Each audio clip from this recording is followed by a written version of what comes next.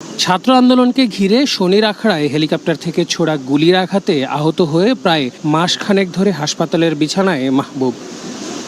ঢাকা মেডিকেলের ১০১ নম্বর ওয়ার্ডে তার মতো এখনও ভর্তি আছেন ৩৪ জন। প্রত্যেকেই কোনো না কোনোভাবে হয়েছেন গুলিবিদ্ধ। শারীরিকভাবে কিছুটা সুস্থ বোধ করলেও মানসিক যন্ত্রণা পিছু ছাড়ছে না। তবে প্রশান্তি একটাই, তাদের ত্যাগে দেশ তো ভালো কিছু পেল। গুলি খাইছি, মরে গেল, এখন দুঃখ নাই। দেশের স্বৈরাচার পতন হয়েছে, দেশের মানুষ এখন শান্তিতে আছে। পিছন থেকে রিভলভারের গুলি এসে আমাদের এখানে লাগে, এখানটা লেগে এখানটা ঢুকে পিছনটা বের হয়ে যায়।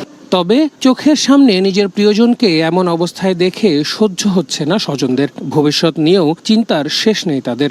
কিডনির পাশে গুলি লেগে, তোরা আমার ছেলেটা এ বয়সে এরকম ভবিষ্যতে কি করে খাবে। একই রকম অবস্থা নিয়ে ঢাকার বাইরে থেকেও এখনও অনেক রোগী আসছেন বলে জানালেন হাসপাতাল কর্তৃপক্ষ। বিভিন্ন ধরনের ইনজুরি, পেটের ভিতরে বিভিন্ন আমাদের যে অর্গান থাকে এগুলি ইনজুরি হয়েছে। অনেক পেশেন্টই এখনও আছে যে ওনাদেরকে ছেড়ে দেওয়ার মতো পরিস্থিতি হয়েছে। আর কিছু কিছু রোগী আছে ওনাদেরকে আবার স্টেপ বাই স্টেপ অন্যান্য ধাপেও যেতে হবে। সোমবার সকালে আন্দোলনে আহতদের দেখতে ঢাকা মেডিকেল কলেজে আসেন সমাজ কল্যাণ উপদেষ্টা শারমিন এস মুর্শিদ। এ সময় অভ্যুত্থানে নিজেদের বিলিয়ে দেয়া শ্রেষ্ঠ তরুণদের মূলধারায় ফিরিয়ে এনে পুনর্বাসনের ব্যবস্থা করার আশ্বাস দেন উপদেষ্টা। বলেন, ৭১ যেমন আমরা ভুলিনি, ২৪ও কেউ ভুলবে না।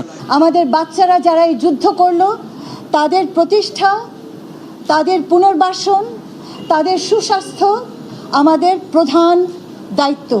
সমাজ কল্যাণ মন্ত্রণালয়ের আওতায় যত প্রকল্প আছে, যত প্রোগ্রাম আছে, সেগুলোকে আমরা এই বাচ্চাদের উপরে ফোকাস করে আমরা এখন সাজাতে যাচ্ছি। এ সময় আন্দোলনকারীদের স্মরণে রাখার জন্য যা করার সবকিছু করা হবে বলেও জানান সমাজ কল্যাণ উপদেষ্টা। আমার আসার কারণে আল আমিন তুষার, সময় সংবাদ, ঢাকা।